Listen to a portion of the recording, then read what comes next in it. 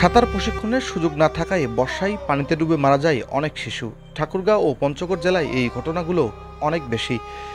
এই জেলা দুটো উঁচু হওয়ার কারণে পুকুরে খালে পানি থাকে না বেশিরভাগ সময়, ফলে সাঁতার প্রশিক্ষণের সুযোগ অনেকটাই কম দুই জেলার শিশুদের। পানিতে ডুবে মৃত্যুর পর স্বজনদের কান্না ছাড়া আর কোনো উপায় থাকে না। এসব বিষয় বিবেচনা করে পঞ্চগড়ের বোদা উপজেলায় সরকারিভাবে নির্মিত হয়েছে সাঁতার প্রশিক্ষণ কেন্দ্র। এখানে অভিজ্ঞ প্রশিক্ষকদের নিকট সাঁতার শেখার সুযোগ পাবেন কোমলমতি শিশুরা। বোদা উপজেলা নির্বাহী কর্মকর্তা শাহরিয়ার নজির এই উদ্যোগের পরিকল্পনা ও বাস্তবায়ন করেছেন। গত রবিবার এই সাঁতার প্রশিক্ষণ কেন্দ্রের আনুষ্ঠানিক উদ্বোধন করেছেন পঞ্চগড় জেলা প্রশাসক সাবেদ আলী। বোদা উপজেলা নির্বাহী কর্মকর্তা শাহরিয়ার নজির জানান, সাঁতার প্রশিক্ষণ কেন্দ্রটি বোদা উপজেলার শিশুদের জীবন রক্ষায় অগ্রণী ভূমিকা পালন করবে। আমরা দেখেছি ঠাকুরগাঁও পঞ্চগড় এলাকাতে বেশিরভাগ সময় পুকুর শুকনা থাকে। এই এলাকা উঁচু হওয়ার জন্য তেমন পানি থাকে না।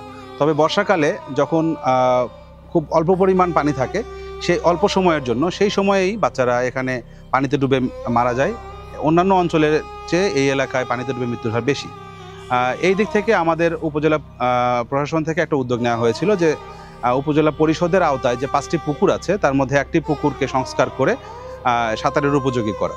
তো সেইটার অংশ হিসাবেই আমরা উপজেলা পরিষদের মধ্যেকার এই পুকুরটি আমরা পলিথিন দিয়ে এর নিচে পানি ধারণ ক্ষমতা বৃদ্ধি করেছি এবং তারপরে এর উপরে আসলে 1-2 ফিট মাটি দেওয়া হয়েছে এবং পাড়টা জিও ব্যাগ বস্তা এগুলো দিয়ে বাঁধাই করা হয়েছে। মূল উদ্দেশ্য হচ্ছে যে এই পুকুরে সারা বছর পানি ধরে রাখা এবং সাঁতার শেখার সুবিধা করে দেওয়া।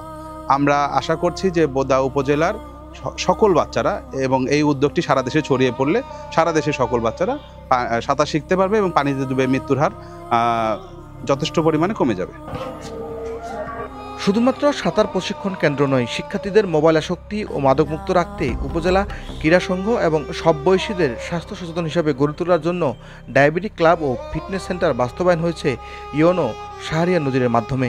ইওনো মনে করেন, বাস্তবায়িত এসব উদ্যোগ বোদা উপজেলার মানুষ সঠিকভাবে ব্যবহার করলে দীর্ঘ সময় উপকৃত হবে।